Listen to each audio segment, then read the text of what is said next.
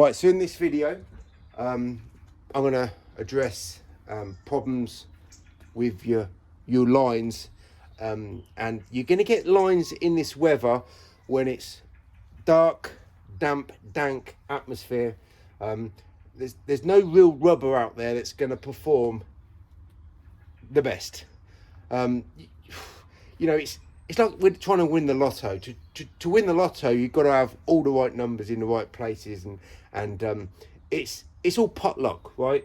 And with rubbers, it doesn't matter what brand it is. When it's really dank, dark, horrible weather, like we're in the worst, darkest times right now in terms of window cleaning. Very short days.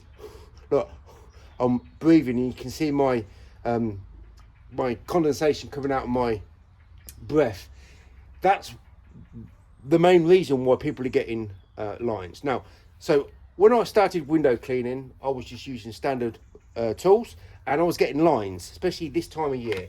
Now, just because you've got one of these and you're complaining that it doesn't work in this weather, pretty much most squeegees won't work in this rubber. So in this weather, because of the rubber. Now, rubber, you can buy a rubber batch in it and it will work perfectly, and then all of a sudden it will in this sort of weather, you're going to get lines, and you think, oh, I'm going to buy some other rubber, and you're still going to get lines. It's the weather, right? You can't change the weather. You just have to deal as best you can, right? Because no one's going to talk about this, because no one's got the information, no one's got the knowledge. I'm going to tell you how best I cope with it. So I'm going to use this squeegee, and I'm going to show you.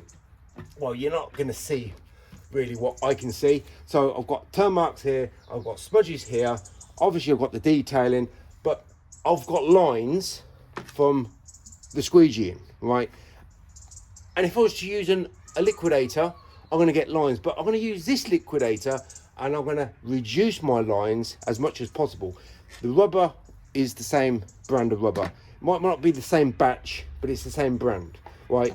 And like when I said, working in the really hot temperatures, you got to scale back your sizes of your squeegees to get, well, not get lines, not get the soap solution drying out, and you can maneuver over the glass freely instead of having a bigger squeegee where you're restricted in what you can do with it. Scale back your size. Now, I always said in the winter I upscale the or in the cooler months I upscale the sizes of the squeegees, and I do.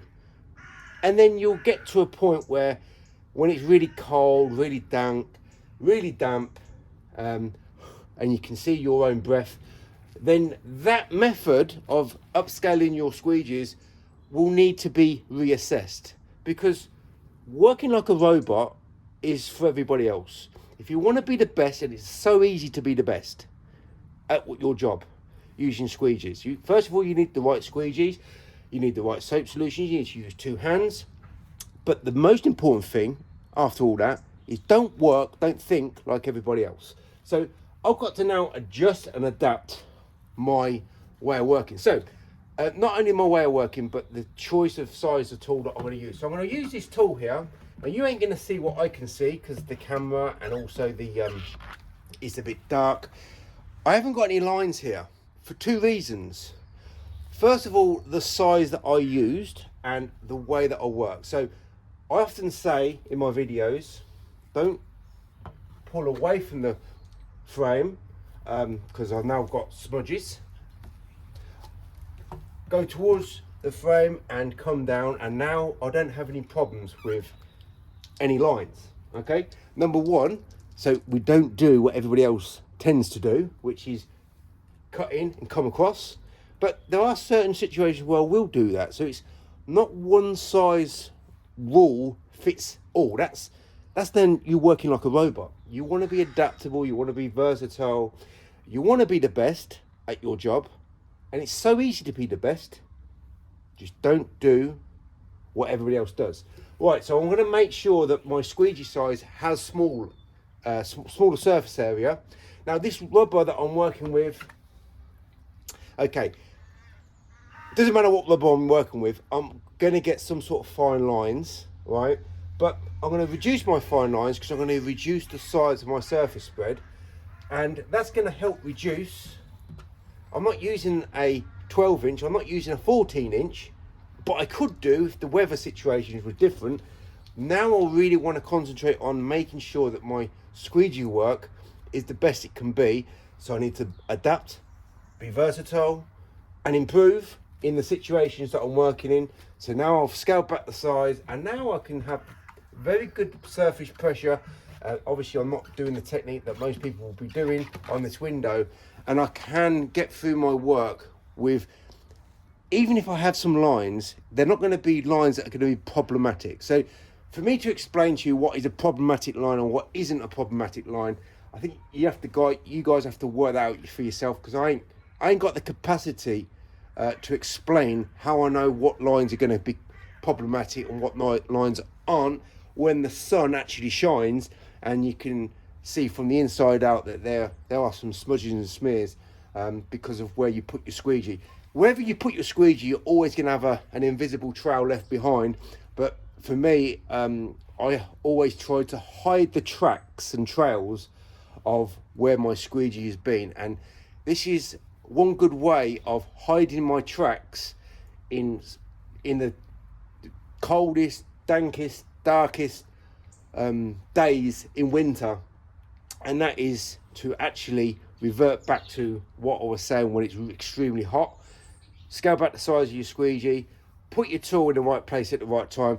Tool and technique, of course, that's whatever month of the year you're working in, is always the best way. But don't think that whatever rubber you've got, you can go out and buy another rubber and it's going to be any better. It could be, it couldn't be.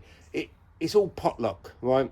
So try not to worry too, unless the rubber is really bad, you've got nicks in it, and that needs changing.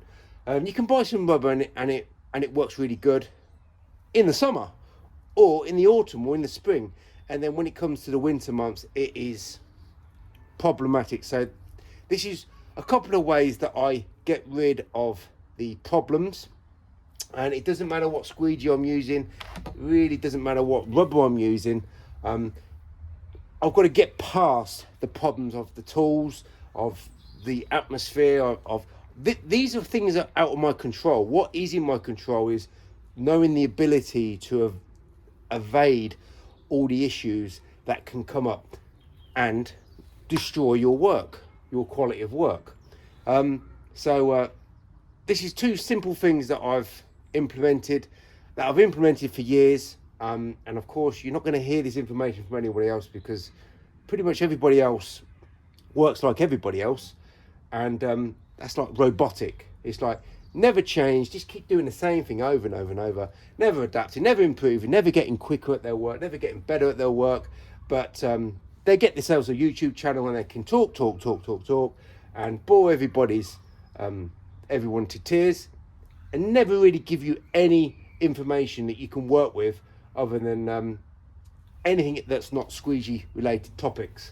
Because anybody can make a YouTube channel for window cleaning and not talk about one of the most important tools in the business, which is one of these, that's going to help you save more time and get better quality work done, because no one can use it. They haven't got the skills, they haven't got the ability, they haven't got anything that's going to qualify them to give you any decent squeegee information. That's not being negative, that's just me saying how it is.